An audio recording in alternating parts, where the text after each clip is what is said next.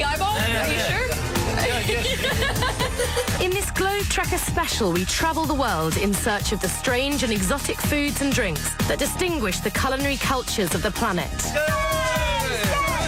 it taste like a lychee? What the hell is this? Oh, it's very strong. Join Zay Harding, Zoe D'Amato, Holly Morris, Brianna Barnes, Bobby Chin, Zoe Palmer, Justin Shapiro and me, Rosie Lovell, as we sample some of the world's most interesting dishes and bizarre tastes, food customs and traditions. Let's get piscoed.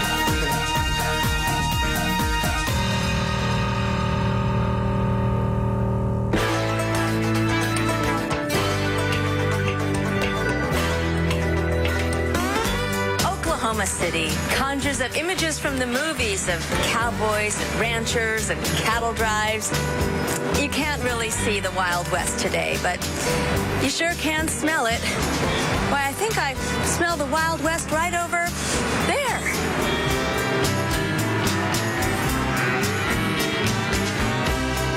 Since 1910, the Oklahoma City stockyards have ranked as one of the biggest cattle trading markets in the world.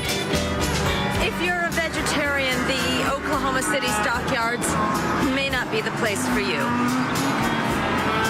So beef is big business in the United States of America, huh? Beef is very large business here. Yes, yes. We're in the heart of beef country as well, you know. But a large percentage of beef is grown in Texas and Oklahoma. So, you know, we're being right here in the center of Oklahoma. We see a lot of travel and a lot of trade right here through where we're standing. Will all these cows eventually become hamburger meat? I'm going to say 99% of everything that we're going to sell today will eventually end up on feed and into the freezer somewhere. The Big Texan in Amarillo has a contest and meat is on the menu. Zay Harding is there. They say everything is bigger in Texas, but this place takes the cake. Or should I say steak? Hi. You can't come to this part of Texas without stopping here. This is the Big Texan, and it's famous for its 72-ounce steaks that you get free if you finish it within an hour. If you finish it at all, it's going to be pretty amazing, and I'm very, very nervous, even though I'm a big eater. Howdy. Hi. How are you? I'm doing great. Can I attempt the 72? Sure, right on. Cool. The Big Texan opened its doors in 1960, but didn't become a Route 66 institution until a few years later, when it introduced its 72-ounce steak eating challenge. This guy's been going at it for 25 minutes. Hey, good evening, bud. Good evening. How you doing? Good. What can I get you to eat me? I want to try this 72-ounce. You want to try our big steak? We're out of the shrimp this evening. In place, we're doing Rocky Mountain oysters. Okay, what's that? They're fried bull testicles. It's actually a delicacy in Texas. Oh, okay, all right. So I lucked out. They were out of shrimp. Outstanding. We'll get you set right up, man. Great. They're out of the shrimp, so I get bull's balls instead. Ah.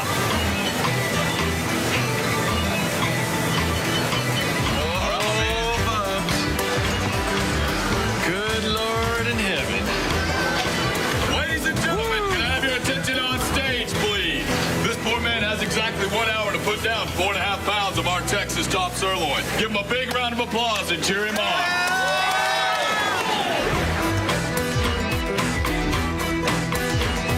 3, 2, 1. Oh, man, you almost made it.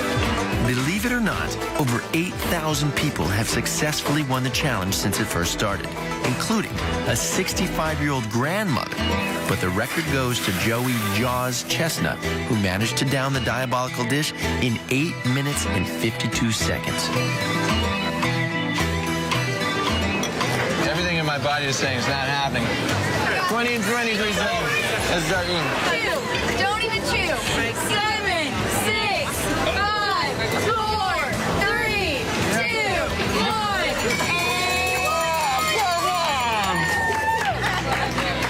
Oh, man. No, I could have done it if I had a couple more minutes.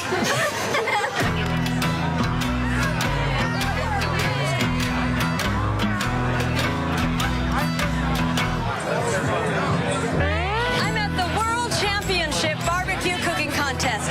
It's been going in Memphis for 35 years. People in the South, they take their barbecue really seriously, and in Memphis, they take it really seriously. contest has many categories which are judged and awarded trophies throughout the week. But you can also judge for yourself as the barbecue teams who camp out on site cooking 24 hours a day open their barbecue stands to the public as well. There seems to be a slight obsession with pork. Memphis ribs are different. The meat pulls away from the bone nice and clean. We like our ribs to be a lot more tender than they do over there. These are our Memphis famous ribs. We've been in the top 10, took first place in ribs, 17 years of hard work. We want to get the grand championship down here. I was wondering if I could see your ribs.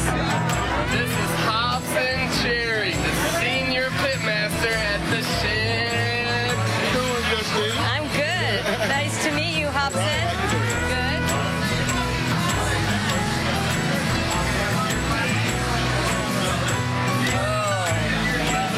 You're in the sun.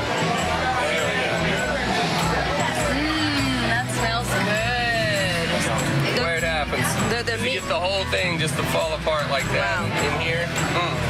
Oh, it's hot. It's all on that. Why are you doing it? Cool it off. Yeah, cool it off. Cool it off a little bit. Yeah. Oh, that was bold. That was awesome. If I were a judge, I'd give you gold marks, 10 points. I don't know. What is it? What do you get when you win? 10 points and you just made our day. That's right. Yeah, for the judging out here, I mean, it's pretty hardcore. Like, if you don't get all 10s, like, perfect, then you don't win. So, yes, you saying we get 10s makes my day.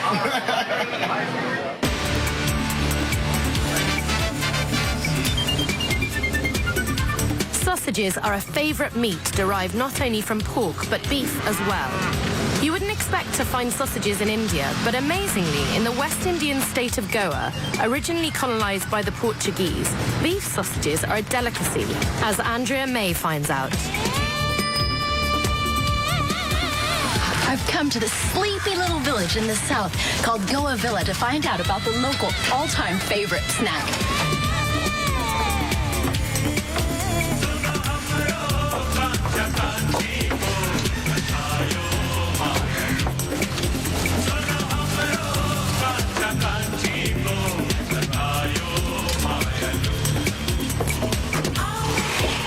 You take the mixture and you push it into your intestine here, and then you start squeezing it down to make it go all the way through. And this is making some obscene noises. It's all squishy, and I'm playing with raw meat. Once they have been made, the string of sausages are hung above the fire where they are gradually smoked. It is a century-old tradition of preserving meats without refrigeration, giving these sausages a shelf life of over 8 months.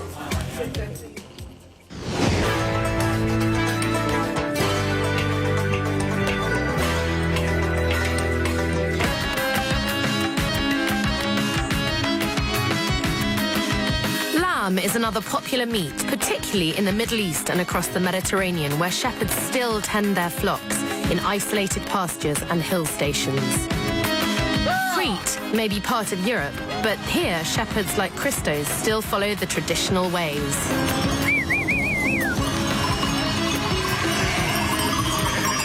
Hello, Angela. Hi, Christos. How are you? You welcome. Thank you. There's so many sheep here. Yeah, it's a good time for me to feed my sheep. You're going to feed them. Can I come in? Of course. Thank you. Christos and the other shepherds in this area rear lambs for their meat and also their milk, which is made into yogurt and cheese. How do the sheep know that it's feeding time?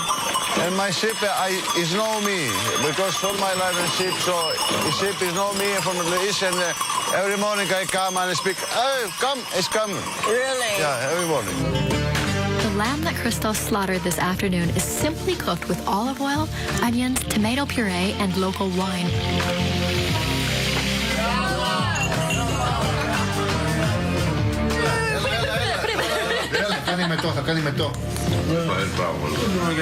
I have no idea why. They think that this is very interesting for me to eat it. This is the first time I've ever had brain in my life. This is very strong wine. You can eat that. Do you eat the whole thing? Oh, no, I'm going to eat the eyeball? Are you sure? I eat the whole thing.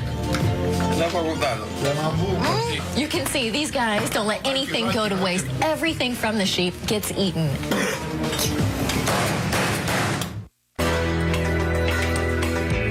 The Newfoundland and Labrador Liquor Corporation hunts down and captures the icebergs, turning them into something much more useful.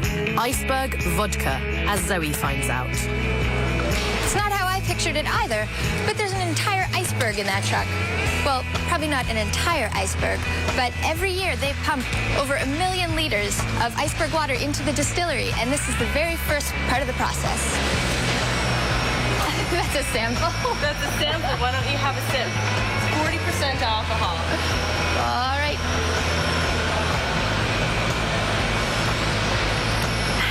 What do you think? It's good. Nice and smooth? Yep. Sweet? Strong. Tastes like 12,000 years of history. And nearby, on Cape Breton Island, Scottish immigrants from centuries past made sure they brought their favourite tipper with them. So the whiskey distillery here is right out of the Scottish Highlands. Zoe is there too. The Scottish influence is still very visible. They even have their own whiskey distillery.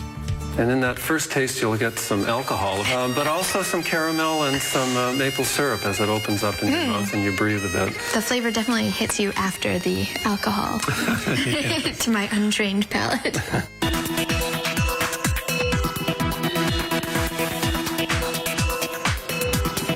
Shenzhou is not only famous for its cuisine, it's a birthplace of China's oldest and most popular drink, baijiu, a white spirit with more than 50% alcohol. You can understand why. It was Chairman Mao's favorite. If it's good enough for the chairman, it's good enough for me.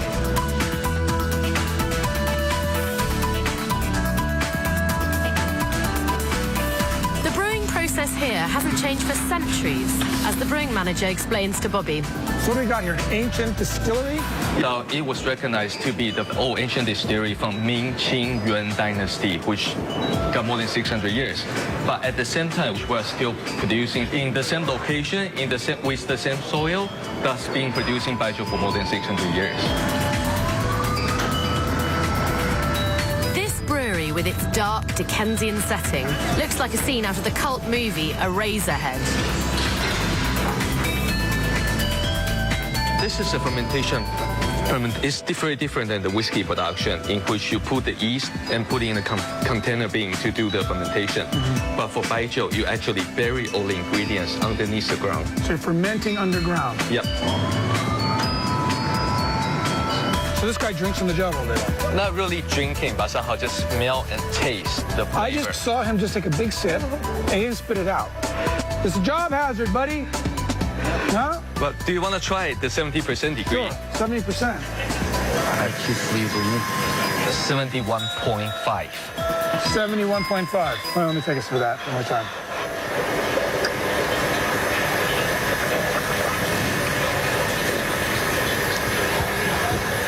Is that really good stuff? It's that the best stuff. Is seriously laced with tons of alcohol.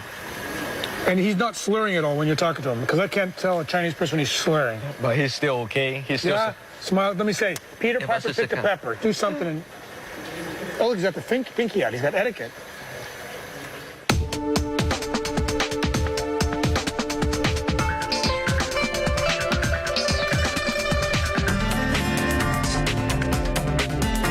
Basically, for the baijiu that you just drink at the room temperature. I'll drink to aroma and smoothness.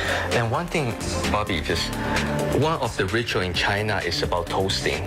There's a very, very interesting toasting action. It's in Chinese way that when I want to toast you in a formal dinner, I always have my glass lower than yours. Yeah, because I'm the guest of honor. That's right, and somehow it just means I'm looking up to you. Right. But in return, a lot of people that in return, you will lower your glass to me, and we just have the sequential things. Oh, sorry.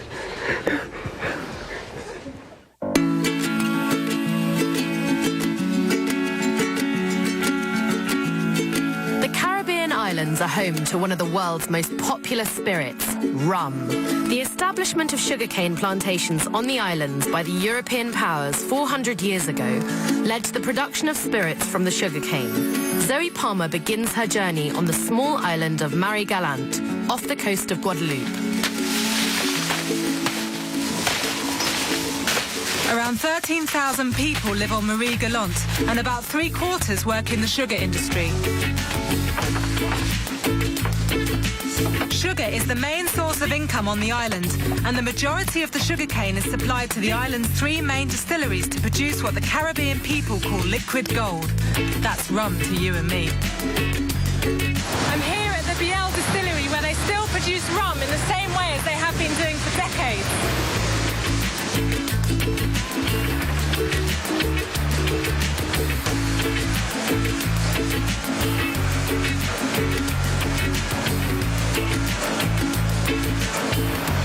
After the pure sugar juice is extracted from the sugarcane, it's filtered and stored in huge containers. Yeast is added to the juice and left to ferment for up to 30 hours. The liquid is then distilled, which is done by boiling the liquid and condensing its vapor to produce alcohol at about 80% proof. After fermenting, boiling and condensing, you get this 80% alcohol. Uh-oh. Oh! That's really strong. I told you this as well. Such a...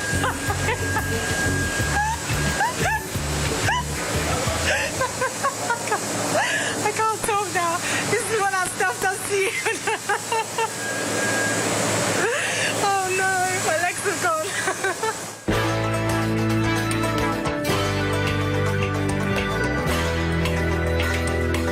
Zoe is off next to the other side of the Atlantic, to the Cape Verde Islands, where descendants of slaves use sugarcane to create an even more lethal homebrew. Andre has something special to show me.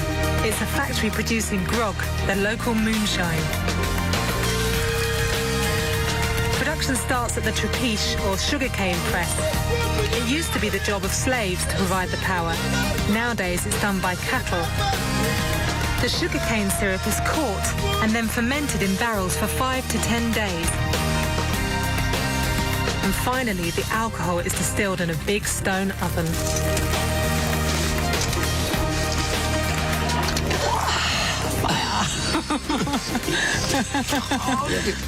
It's strong. Yeah? It's very strong. Pure sugar cane. Nice. I'm going to have some more. It's too much. It's too much. Ele tem rapaz.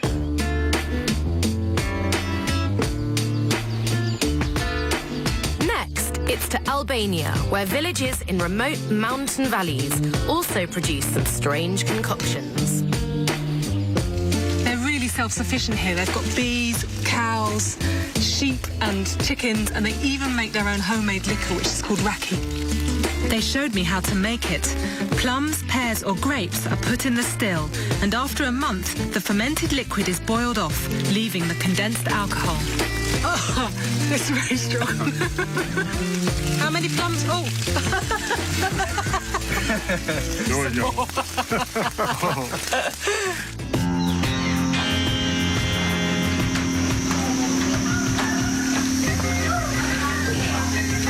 Homemade alcohol. Yes, moonshine. Yeah. And about 50% is very strong. Very strong. Yeah, I cannot drink it. Hey guys, it's coming out of a gas canister. Wait a sec, stop. His hand's shaking. 就活多点。They drink it too much. Okay, good. 真係加慢咗誒，就會。呢個假。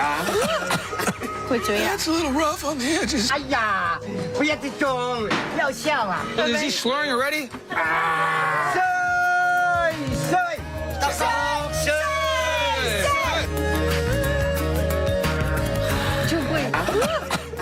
Woo, doggy.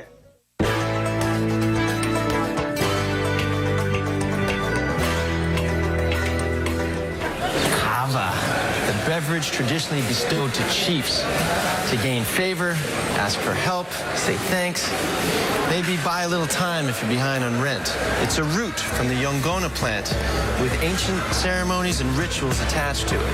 It's a relaxant, so it makes people feel good and they love it. Kava is grown and consumed across the Pacific Islands, but is especially popular in the Fijian Islands, as Zay finds out. Now, I'm trying to get an invite into a special village for my journey here. So I've got to find some grade A root in my head honcho so I can get a foot in the door. The kava root grows from a pepper vine in all tropical climates. My new friend Ame knows all the best stall. I'm trying the powdered-looking stash, which is squeezed very pragmatically through a sarong. It's like a tea bag. Yeah. What size of cup you want? Low tide, high tide, or tsunami tide? Let's go tsunami size. Tsunami. You clap once before you receive it. Yeah? Yeah, that's all. Hula! Hula! I drink the whole thing? Yeah. Finish the tsunami.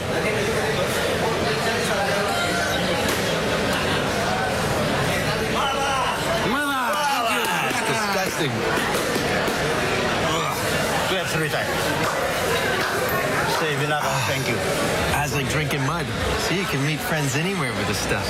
Vinaka. Vinaka. I can't bend my tongue. I can't bend my tongue. Hula. I gotta get permission to enter the village. I'm gonna go meet with the chief, Ratu Viliami. And etiquette is really important, so I gotta take off my glasses, my shoes. Can't wear any hats. Can't cross across the middle. Can't talk when other people are talking. This is about to get very serious. Dua, dua, dua. Oi, dua. Mai. Mai. So, kava.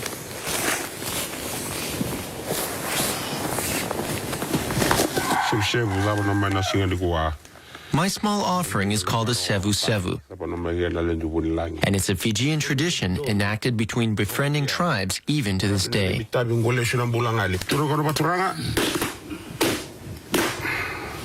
Now for phase 2, which is the obligatory acceptance of his sebu sebu, which is drinking the kava.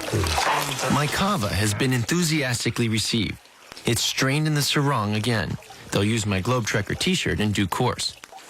And we're starting, with a low tide. Clapping is intrinsic to the sevu sevu ceremony. One clap informs my host that I am honored to have a swig.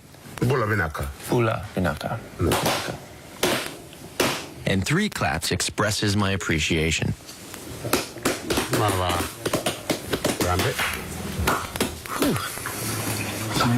Earthy taste numbs your tongue and mouth immediately, but it's worth it. Now, that seals the deal. I've been invited into the village, haven't I? Thank you for having me.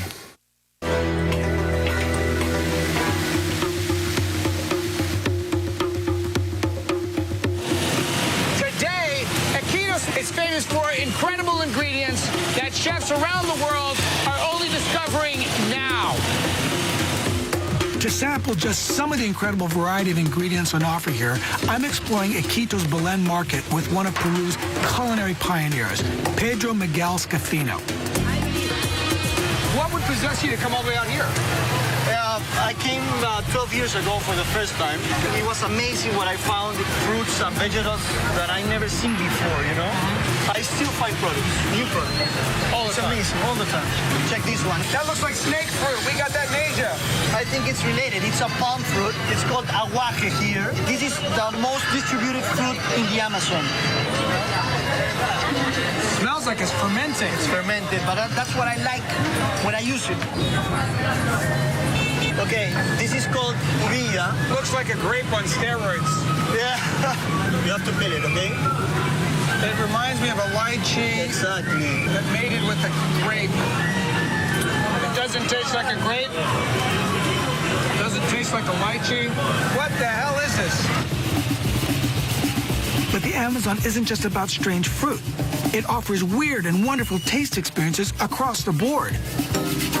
And Pedro and I are trying as many as possible. Alligator. You could at least skin it. We could add a pair of shoes or something. So I'm eating what, a maggot or a worm? They are very fat. They are like foie gras. Maybe I don't like foie gras. It's amazing. That's also palm. They eat it like salad. Look how nice this package, huh? Takeaway package. You open like this, and you got your salad. Hearts of palm fettuccine with Kona salsa.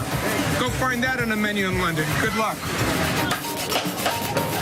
The Peruvian section of the Amazon is home to the largest variety of fish in the entire Amazonian region. They're an important part of the diet here, but don't expect to recognize any of them. Here in the Amazon, they have like, they say, more fish than there is in the ocean. Get out of here! This, for example, is a piranha family. This is a fruit eater piranha. With teeth like that, what kind of fruit does it eat? There's only one type of piranha that eats meat, and it's this small. It doesn't grow bigger than this. Napoleon complex kind of thing.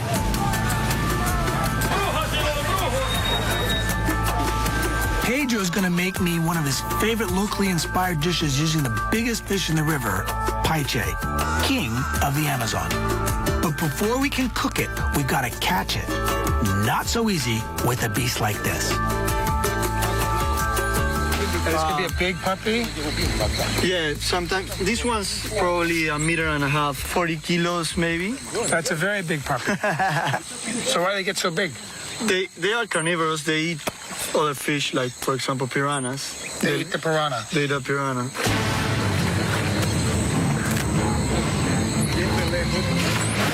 Oh, my goodness.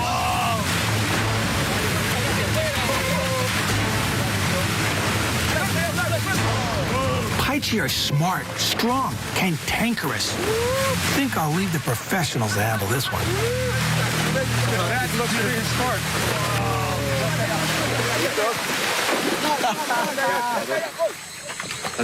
It's a beautiful animal, huh? 50 kilograms, more or less. So you see, they don't have teeth. It's got a nice tongue. Teeth. They open the mouth very quick and suck their food. So this is a fish I'm gonna use for my dish. It's amazing. Por ejemplo, vas a cargarlo. Despacio, si sientes que se mueve, le amortigua ese golpe cuando cae. Oh, it's heavy. Of course it's heavy. It's heavy. That's why you're holding it, I'm not. But just when you think you have the fish in the bag... That's exactly why I didn't grab it. Eventually, we did manage to capture one of those paiche, and with no major injuries. This is amazing quality paiche.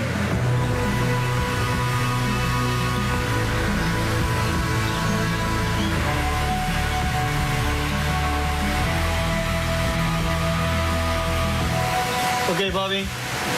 I'm sure it's as delicious as it looks. Now you have to try to mix a piece of fish. All of it together. Exactly.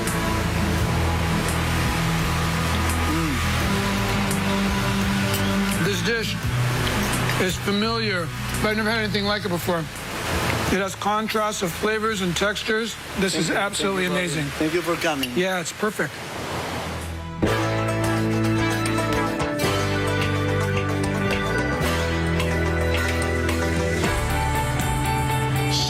Is Canada's self-proclaimed lobster capital. They even have the biggest lobster in the world, albeit a plastic one. Believe it or not, the McDonald's here even serve McLobster. Ron Cormier has been fishing lobsters for 30 years like his father before him, and he's going to show me not only how to catch a lobster, but answer that eternal question. How do you eat these things? Beautiful, huh? Wow. Females with eggs which are visible must be returned in the water, means of conservation. Well, Ron said we've got to throw the female back, but guess who's for dinner? Does that mean they're done? I do believe they're done. Yay. You cook those for about 18 to 20 minutes, and they look absolutely beautiful. They do look Don't you beautiful. think? So how the heck do we get into this thing? It's so simple. Start with the two claws and just pull back like that. So you got your one claw, and then you got your second claw. Now the knuckles here, you want to go on the opposite side like that. Same thing on the other claw. Is that tough? Can I try? Is that Yeah, tough? by all means. He's just demolishing it. See, so simple. I feel very strong. Now these claws here, take that little finger, rip it off, and get the juices in there. Doesn't it taste so beautiful, huh? Now the knuckles, you just scoop it out. Okay. Just like that. The claws, you want to give it a little crack like that, and you just pull out the meat, and it's as whole as possible. Oh, that's the best part. Ain't that beautiful? The body and tail. Twist one side, twist on the other side, and pull. And you want to hinge forward. So you've just learned how to eat it from A to Z exactly the Acadian way. Now, how was that? It was delicious. Well, I can't believe it. I thought there was just claws and a tail.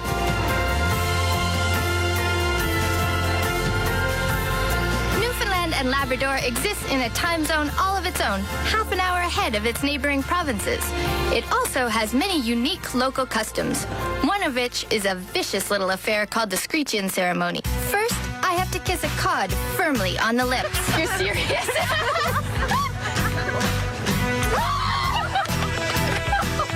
I'm starting to wonder whether this is just an excuse to humiliate tourists. Then, I have to take a generous shot of screech rum, or in my case, 3 shots. This is probably to get rid of the taste of 2-day-old cod. How was it? Delicious! This rum, now synonymous with Newfoundland, was actually the commodity the Jamaicans traded with the Newfoundlanders when they took salted fish south into the Caribbean to sell in the 1700s. But the cod story doesn't end there. Since the 16th century, Portuguese fishing fleets have travelled north to the coast of Newfoundland in search of the fish which just isn't present in the warmer waters. For 500 years, this salted fish has been the most popular of Portuguese dishes. Why? Simply because it was convenient to use on board Vasco da Gama's ship when he nipped down to India. Today, however, cod is an endangered species. Bobby takes up the story in Lisbon. I'm told that I won't understand Portuguese cuisine unless I fall in love with bacalhau, salted cod. The Portuguese have 365 ways to prepare salted cod. Yes, that's right, folks, one for each day of the year. Now, they salted it to preserve it due to the lack of refrigeration in those days. Other people would smoke it, other people would spice it. Here they use salt. And why cod, you might ask? Well, because it has such a starchy and glutinous flesh, cod retains its high nutritional value even when it's preserved. When salted, it was the perfect food to provision the Portuguese ships sailing on their voyages of discovery. It also helped that it was really cheap. They are so fanatical about salted cod that here we've got a little face, scraps of fillet. If that doesn't sell your boat, how about a little salted stomach? That's really good stuff. And then over here, the tongue throat thing. Look, they even got a little flipper. It's such a delicacy that nothing goes to waste. Do you sell the tail? Of course we sell. Today, ships like these still brave the North Atlantic waters, staying at sea for 6 months at a time and returning home with thousands of tons of cod each year. This boat has been converted into a museum dedicated to the cod fishing industry of Portugal. Here in Ilhavo, they even have a codfish brotherhood. You know the routine, fancy dress, secret handshakes, that kind of stuff. Where they're waiting, so wish me luck. In drawer, ouvir. Here, listen.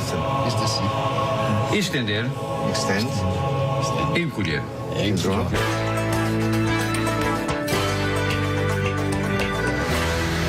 A tradition of the Mediterranean are anise liquors, sambuca, ouzo, arak, raki, and as I discover, pastis. The beloved drink of the south of France. Anise in flavour, rather like absinthe. It originates from Switzerland, but it's got a 74% alcohol content. So be careful. Bonjour. Bonjour. This is Frederick, and he has his very own pastis shop. And you make your own, don't you? Yes. Like all anise-flavoured spirits, pastis contains the additional flavour of licorice root. This is my classic cuvée. Do you want to test? Yes, Yes? please. Allez. First, the pastis inside a glass, maybe 2 centiliters.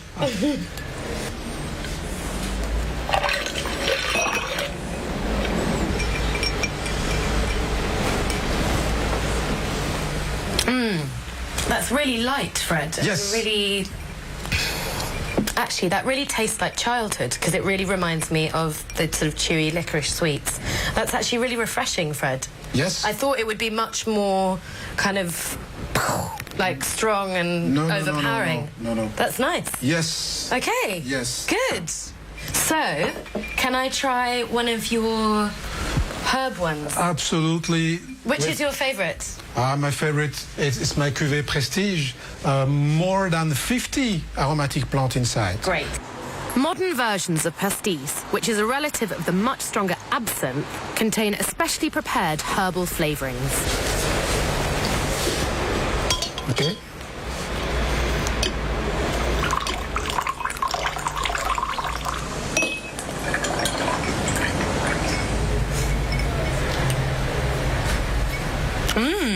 That's totally different.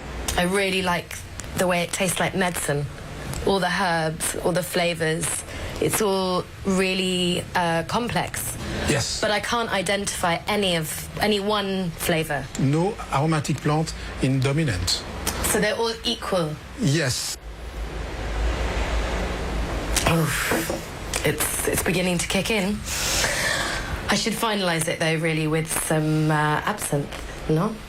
If you want. Yeah? For sure. Come on. Yes.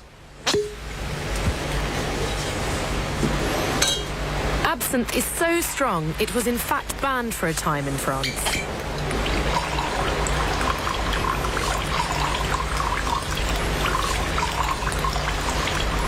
I'm scared.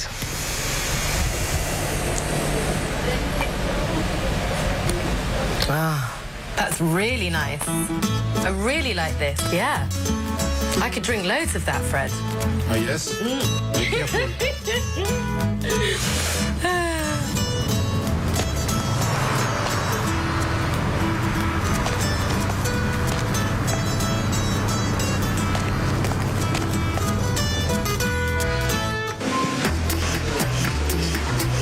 Speaking of drinks, the hotel Casa Cartagena has pisco sour making classes every day of the week. It's time for me to try this popular Peruvian aperitif made of grape brandy. Welcome to the Pisco Sour class, madam. Thank you. Everybody has a shake. Okay, we have a And we shaker. start to prepare. Keep it cool, keep it cool. Here we go. Dump it right in. First, you need 3 ounces of pisco. Don't waste the nectar. Add 1 ounce of sugar syrup. Give me some sugar, baby. 1 ounce of lime juice. And 1 egg white. Very hot, please. Don't accident. You're okay? Go there. It's okay? Yeah. Okay, now. It's strong, just even thinking it off my finger. I'm like, Shake vigorously for about 10 seconds. And then pour your drink. mine didn't foam so well. Top with 3 drops of Angostura bitters. And voila! And now we have to say, salud. Salud. Let's get piscoed. I drink too much. Drink too much. Magnificent.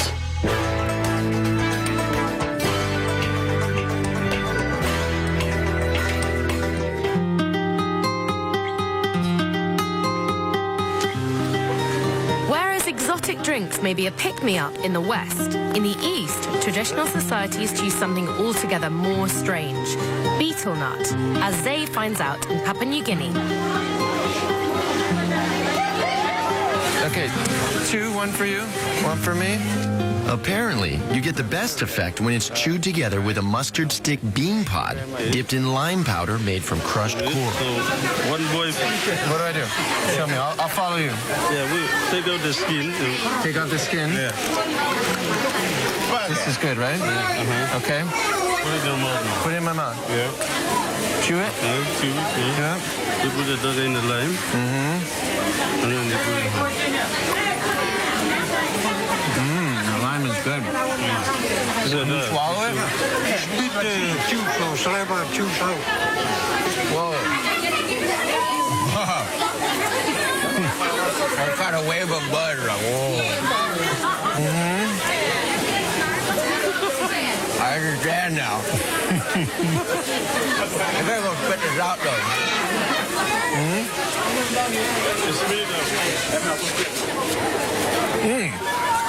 When did it get all red? Let's compare teeth. Come, look. Your teeth is okay. Yeah. Wow. I do feel a little bit high, Mom. Bobby is less impressed by betel nut on the streets of Colombo, Sri Lanka. I eat that, stick my finger in there. It is also a known cause of mouth cancer, so I wouldn't suggest taking it up. Why? Tobacco. You guys going tobacco? And I take that, stick it in my mouth? Right. Oh, God. And what's that? Nutmeg? The nut is actually the fruit of the areca tree. It tastes bitter and acidic. Another bad point. A rabbit wouldn't even want to eat this thing, even a chipmunk. And then this is what?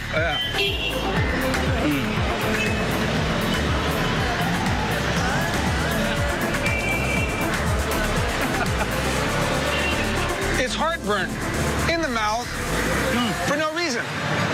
No reason, yes. So you want heartburn for no reason. You want bad taste in your mouth for the whole day, probably. Whatever sails your ship, I'll tell you. Hello. Oh, hello. You know where I can find Kathy? You're speaking to her? Oh, great. You're just the girl I'm looking for. Oh, hey, I'm Zay. That's an unusual name. It is. Pronounce it again. Zay. Zay. My name is Kathy. Back in Papua New Guinea, Zay gets to feed eels, which are bred by local natives. We lure them out by pouring the fish oil. I don't have any Their fish sense on of me. smell is like a dog. Oh, really? That is the best can opener I think I've ever seen. We've been through a lot of white man's can opener, and it never works because of the rust and the... So the knife works the best. Bad. Ingenious. The best. Come on, Ebony, you may go. Can't say as I've ever been involved in feeding eels before. Well, now is your chance to feed an eel. See what she does.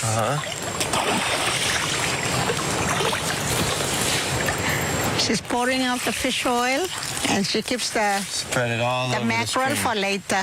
Oh, look, there's one right by her feet. Oh, my gosh. There you are. That is scary. Are you not scared of these guys? Aren't eels like known for biting? No. How do I touch it? From the fin downwards, like you would do with a cat or a dog. Watch So like the a dog? head, because I cannot afford compensation if you get bitten. You don't compensate for my loss of hand. Okay. Yes, Oh, I'm frightened. He's coming up to my leg. You like to be stroked, and then you can feel Oh, them. it's slimy. Very slimy and silky. Very slimy. You can pick them up. I can pick them up. Yes. Do I want to pick them You're up? a big boy. You can. I don't know if I can do this. Wow! That thing is vicious. Something's telling me this is crazy to do this. It's not crazy, believe me. That one. But the other one's right under it. Whoa. Oh, vicious looking things. Don't get my leg. Oh, my God. This is... It's scaring the crap out of me. Go back in there My and heart is feed them. pounding right now. You lower the pot and let him eat. There. Oh, yeah, that's when he likes to be I picked lift up. the tail. Oh, okay, that's my cue to leave. I'm going to quit while I'm ahead. Thank you very much. You want something to jumpstart your heart? Come here and feed the eels. Guinea pig, or cuy, has been eaten in the Andes since Inca times, and Bobby Chin is about to try some. And we're gonna get some cuy. This is where I turn into Satan. Okay, what do we got? Oh no. Guinea pig.